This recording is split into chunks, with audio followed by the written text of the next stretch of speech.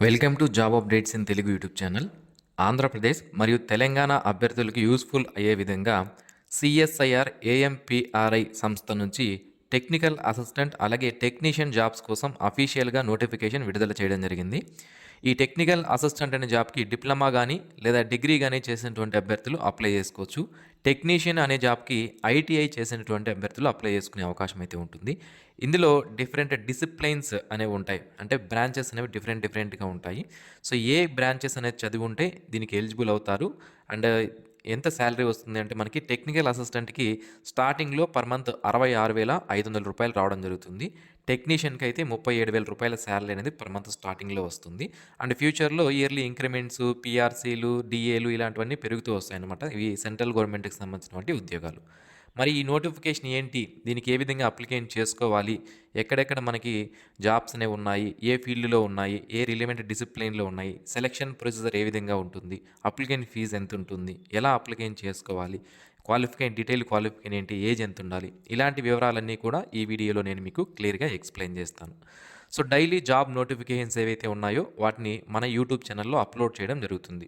ఆంధ్రప్రదేశ్, తెలంగాణ అలాగే సెంట్రల్ గవర్నమెంట్‌కి సంబంధించినటువంటి జాబ్స్ ఏవైతే రిలీజ్ అవుతాయో వాటన్నిటిని కూడా ఎవ్రీడే మన ఛానల్‌లో అప్డేట్ చేయడం జరుగుతుంది. సో, మీరు వాటిని మిస్ అవ్వకుండా ఉండాలి అంటే ఇప్పుడే మన యూట్యూబ్ ఛానల్‌కి సబ్స్క్రైబ్ చేసి పెట్టుకోండి. నేను వీడియో అప్లోడ్ చేసిన వెంటనే మీకు నోటిఫికేషన్ వస్తుంది. మీరు చూసి వాటికి అప్లికేషన్ చేసుకొని మీరు జాబ్స్ అనేవి పొందే అవకాశం అయితే ఉంటది. డియర్ ఫ్రెండ్స్, కాంపిటేటివ్ ఎగ్జామ్స్కి ప్రిపేర్ అయ్యేటువంటి అభ్యర్థులకు యూస్ఫుల్ అయ్యే విధంగా datatype.in అనే వెబ్సైట్ వాళ్ళు ఫ్రీగా అవైలబుల్లో మనకి టెస్టులను తీసుకురావడం జరిగింది. ఇందులో బయాలజీ సిరీస్, కెమిస్ట్రీ, క్వాంటిటివ్ యాప్టిట్యూడ్కి సంబంధించినటువంటి నెంబర్ ఆఫ్ క్వశ్చన్స్తో టెస్టులు అనేవి తీసుకుని వచ్చారు. సో, ఈ టెస్టులను మనము డైలీ అటెంప్ట్ చేయడం ద్వారా మనకి మన కాంపిటేటివ్ ఎగ్జామినేషన్కి ప్రిపేర్ అవుతున్నాం కాబట్టి మన నాలెడ్జ్ అనేది ఈజీగా గెయిన్ అయ్యే అవకాశం అయితే ఉంటుంది. సో, కాబట్టి కాంపిటేటివ్ ఎగ్జామ్స్కి ప్రిపేర్ అయ్యేటువంటి ప్రతి ఒక్క అభ్యర్థి కూడా ఈ datatype.in అనే వెబ్సైట్లో ఉన్నటువంటి ఈ ఫ్రీ టెస్టులని మీరు అటెంప్ట్ చేసి మీరు ఈజీగా నాలెడ్జ్ అయితే గెయిన్ చేసుకోవచ్చు. వెబ్సైట్ లింక్ను వీడియో కింద డిస్క్రిప్షన్లో ఇచ్చాను, ఒకసారి చెక్ చేయండి. డియర్ ఫ్రెండ్స్, ఈ నోటిఫికేషన్ మనకి సిఎస్ఐఆర్ ఏఎంపిఆర్ఐ నుంచి రిలీజ్ చేయడం జరిగింది. సిఎస్ఐఆర్ అనే సంస్థ సెంట్రల్ గవర్నమెంట్ కింద వర్క్ చేసేటువంటి ఒక scientific and industrial research department. ఈ డిపార్ట్మెంట్ కింద ఏఎంపిఆర్ఐ అంటే advanced materials and processing research institute అనేది వర్క్ చేయడం జరుగుతుంది. సో, ఇదొక రీజనల్ రీసెర్చ్ ల్యాబొరేటరీ. సో, ఇందులో ఖాళీగా ఉన్నటువంటి జాబ్స్ని ఫిల్ చేయడానికి మనకి ప్రజెంట్ నోటిఫికేషన్ ఇచ్చారు. ఆన్లైన్ అప్లికేషన్స్ అనేవి మనకి 10/12/2025 నుంచి స్టార్ట్ అవ్వడం జరిగింది.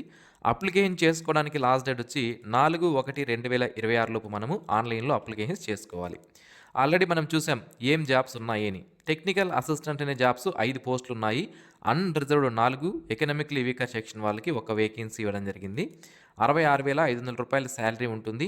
28 సంవత్సరాల వరకు ఉన్నటువంటి ఓసీ క్యాండిడేట్స్ అప్లై చేసుకోవచ్చు. అండ్ ఇక్కడ టెక్నీషియన్ జాబ్స్ విషయానికి వస్తే టోటల్ 8 పోస్టులు ఉన్నాయి. Unreserved 4, ST 1, OBC 2, economically weaker section ఒక వేకెన్సీ ఇవ్వడం జరిగింది. దీనికి రూ. 37,000 శాలరీ ఉంటుంది. అండ్ 28 సంవత్సరాల వరకు ఉన్నటువంటి అభ్యర్థులు అప్లికేషన్ చేసుకోవచ్చు. ఏజ్ రిలాక్సేషన్ అనేది as per government of India rules ప్రకారం పోస్టులు మనకి రిజర్వేషన్ చేయబడి ఉంటే ఎస్సీ, ఎస్టీ క్యాండిడేట్స్కి 5 సంవత్సరాలు, ఓబీసీ క్యాండిడేట్స్కి 3 సంవత్సరాలు, పర్సన్ విత్ డిజేబిలిటీ క్యాండిడేట్స్కి 10 సంవత్సరాల ఏజ్ రిలాక్సేషన్ అనేది గవర్నమెంట్ రూల్స్ ప్రకారం వర్తిస్తుంది. ఇక సెలక్షన్ ప్రొసీజర్ విషయానికి వస్తే ఇక్కడ మనకి ఈ సిఎస్ఐఆర్ అనే టెక్నికల్ అసిస్టెంట్ గ్రూప్ 3 అలాగే గ్రూప్ 2 జాబ్స్కి సపరేట్గా ఇంతకుముందు నార్మల్గా ఏదైతే సెలక్షన్ ప్రొసీజర్ ఉందో దానికి భిన్నంగా ఉంది, అంటే డిఫరెంట్గా ఉంది. యాక్చువల్గా ఇంతకుముందు ఏం చేసేవాళ్ళు అంటే ఫస్ట్ ఎగ్జామినేషన్ పెట్టి దాని తర్వాత ట్రేడ్ టెస్ట్ కండక్ట్ చేసేవాళ్ళు.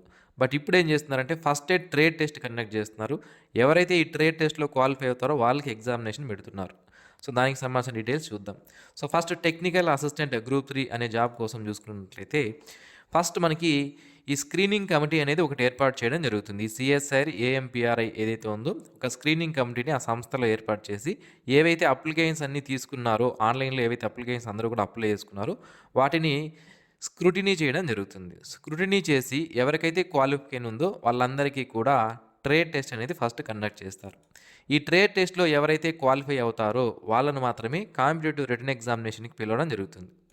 సో ఈ ట్రేడ్ టెస్ట్ కంప్లీట్ అయిపోయిన తర్వాత రిటర్న్ ఎగ్జామినేషన్ అనేది మనకి 3 పార్ట్‌ల్లో ఉంటుంది. So paper 1, paper 3, paper 1, paper 2 అలాగే పేపర్ 3 ఈ 3 పేపర్‌లుంటాయి.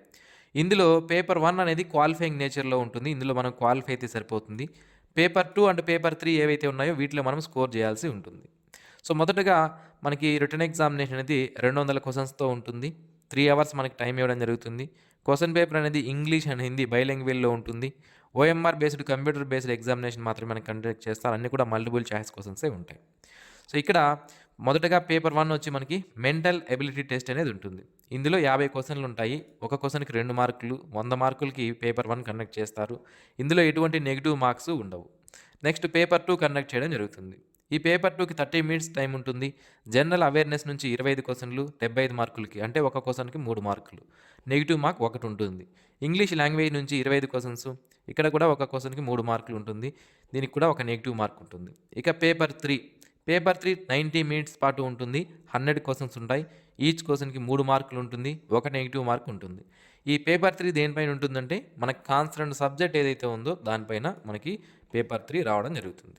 ఇక ఫైనల్ సెలక్షన్‌కి నేను ఆల్రెడీ మీకు చెప్పిన విధంగా మనకి పేపర్ 2 అలాగే పేపర్ 3 ఏవైతే ఉన్నాయో వీటి నుంచే మనకి సెలక్షన్ అనేది చేస్తారు. ట్రేడ్ టెస్ట్‌లో క్వాలిఫై అయ్యారా లేదో చూసుకొని మనకి సెలక్షన్ చేయడం జరుగుతుంది.